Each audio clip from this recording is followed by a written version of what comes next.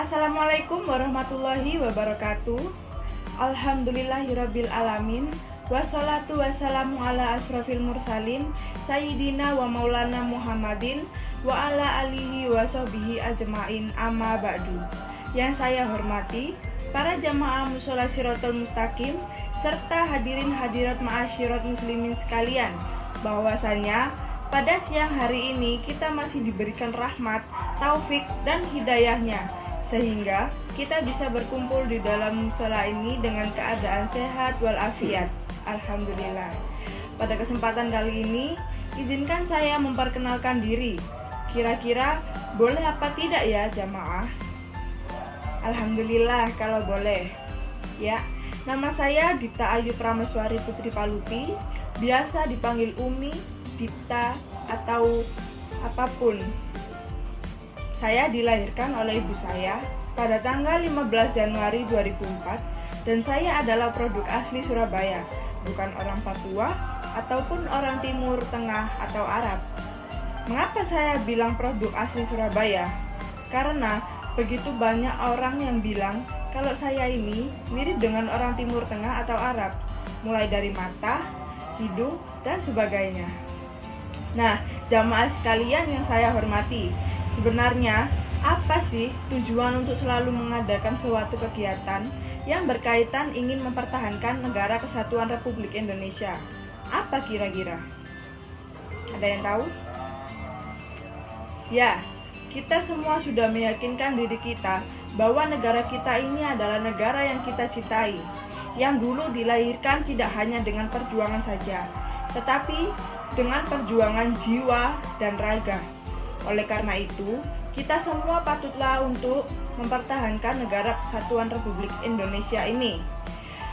Nah, suatu hal yang berkaitan dengan hiruk-pikuk kehidupan masyarakat beragama akhir-akhir ini semakin marak kita rasakan di tanah air, mengenai praktek-praktek kekerasan yang mengatasnamakan agama, mulai dari radikalisme sampai terorisme. Bukanlah hal yang mudah untuk mengaitkan antara Islam dan radikalisme. Yang menjadi pertanyaannya adalah, apakah Islam mengajarkan radikalisme? Nah, jawaban atas pertanyaan tersebut akan selalu menimbulkan problematik. Sebab, baik agama Islam atau agama apapun, secara taken for granted, dipandang sebagai instrumen ilahiyah yang mengajarkan tentang hal-hal yang serba baik. Dengan kata lain, agama berbicara tentang hal-hal yang serba baik dan serba agung untuk menciptakan tatanan yang dalam Islam diistilahkan dengan baldatun thayyibatun wa rabbun ghafur. Sedangkan masyarakat Jawa menyebutnya dengan negeri gemah ripah lejinawi, toto tentrem kertora harjo, atau dalam pandangan orang sosiologi barat, yaitu agama dimaksudkan untuk menciptakan the good society. Nah, hal inilah yang mungkin menjadi fungsi universal dari agama-agama yang ada. Lalu, sebagai negeri yang mayoritasnya warga muslim, Indonesia memiliki angka kurang lebih 87,18%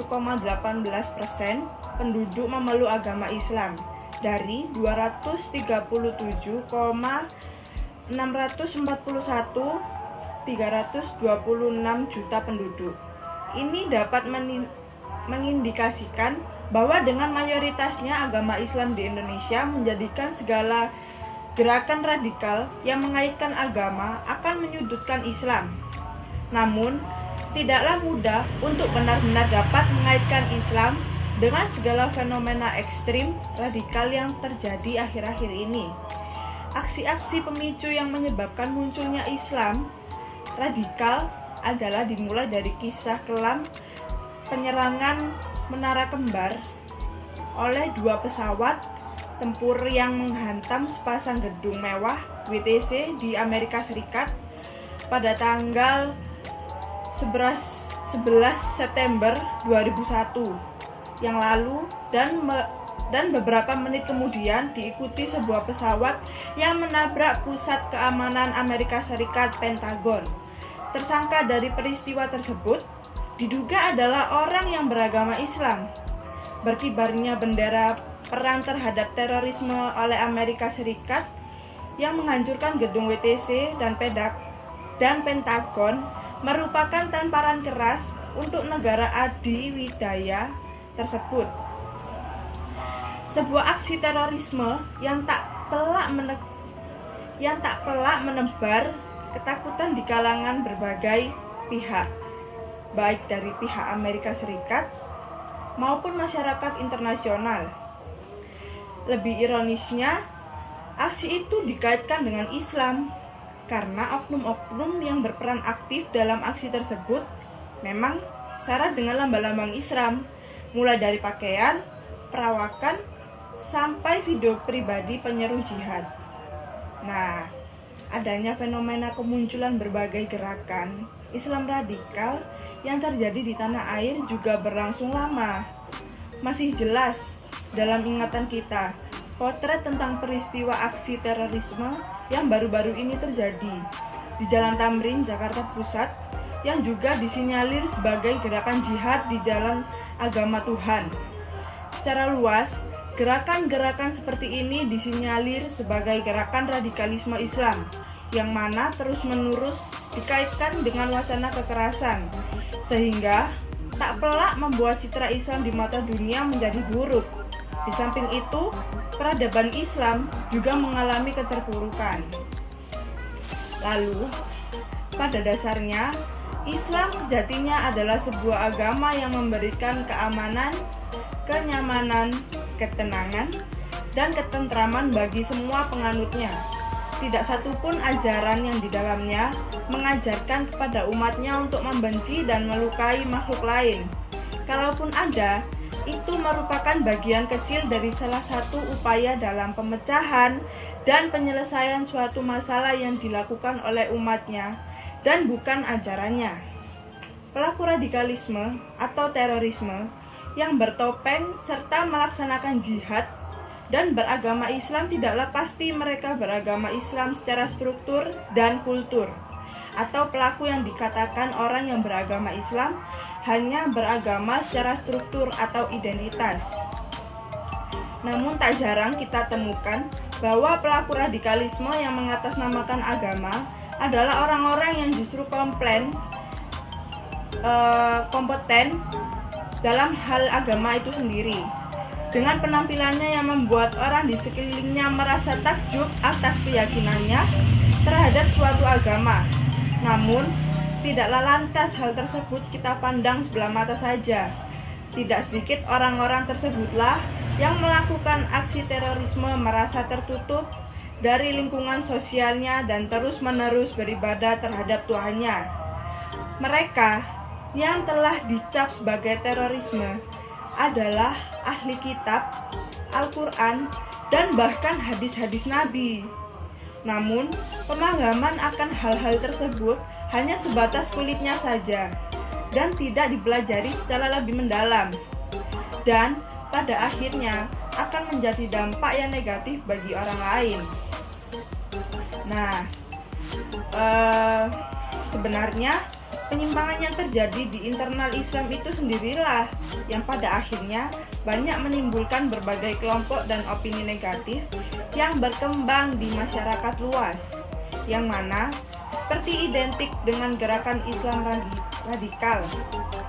Organisasi internal yang berasal dari Islam pun akhirnya banyak muncul. Organisasi-organisasi tersebut antara lain yakni Hizbut Tahrir Indonesia, Gerakan Salafi Jihadisme. Itu adalah gerakan yang telah melakukan upaya islamisasi di negara yang tujuannya untuk merubah sistem pemerintahan Islam, yang terinspirasi dari gerakan yang dilakukan pada zaman Turki Utsmani. Nah, Salafi Jihadisme ini melakukan aksinya di kawasan Legian, Bali, yang terkenal dengan bom Bali yang terjadi pada tanggal 12 Oktober 2002 dengan sasaran tempat hiburan yang paling ramai dan sekitar 200 orang kehilangan nyawa. Pelakunya adalah Imam Samudra dan Abdul Aziz yang dianggap sebagai kejahatan terorisme oleh pemerintah Indonesia. Namun, gerakan Islamisme di Indonesia tidak dapat dipandang general, sebab gerakan tersebut bukan suatu gerakan monolitik atau seragam dengan kepentingan politik yang sama. Nah, apabila dikaji lebih mendalam mengenai gerakan politik global, saat itu memiliki variasi dalam segi kepentingan, motif, strategi, dan aksi. Nah, mulai dari Jamaah Islamiyah yang cenderung radikal dan klandestin, ya itulah, hingga Hizbut Tahrir yang menggunakan aksi lebih peaceful dan pro-militer, meskipun dari segi ideologi mereka cenderung radikal. Lalu, persoalan yang berkaitan dengan terorisme, radikalisme, maupun lainnya yang menjadikan agama Islam menjadi tercoreng di mata dunia internasional, kiranya perlu dikoreksi kembali, apakah benar hal tersebut memang berkaitan dengan ajaran Islam itu sendiri atau tidak. Sebenarnya masalah ego pribadi saja, sehingga radikalisme itu direalisasikan atas nama agama, dan mereka menggunakan Islam sebagai kedok mereka, dikarenakan mereka tidak merasa diakomodir dan tersisih di dalam internal Islam sendiri.